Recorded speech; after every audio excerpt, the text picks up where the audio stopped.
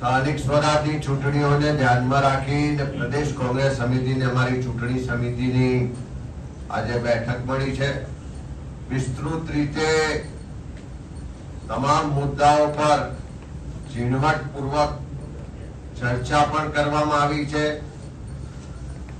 યુવા ઉમેદવારોને પ્રાધાન્ય આપવામાં આવે, કોઈ ક્રિમિનલ રેકોર્ડ ધરાવતા લોકોને આ વખતે ચૂંટણીમાં ટિકિટ નહીં આપવા માટેની પણ ચર્ચા થઈ છે। સાથે સાથે સ્થાનિક સ્તરે જ અમે ઉમેદવારોની પસંદગી કરવા માટેની આ વખતે સત્તા આપી, એના ભાગ સ્વરૂપે આખા ગુજરાતમાં તમામ તાલુકા, જિલ્લા અને શહેરોમાં પ્રદેશના ઓબ્ઝર્વર્સની ઉપસ્થિતિમાં ઉમેદવારોને સાંભળવામાં આવ્યા છે।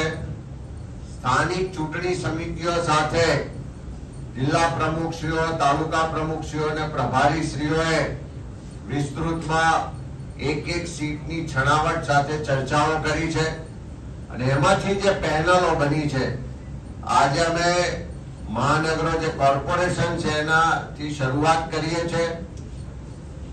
આજે લગભગ 9 જેટલા કોર્પોરેશનના જે ઉમેદવારોની આખરી યાદી આવી છે, પેનલો આવી છે, એના પર વિસ્તૃત રીતે ચર્ચા થશે, ચકાસણી થશે અને આવતીકાલે પહેલું લિસ્ટ જાહેર કરવામાં આવશે।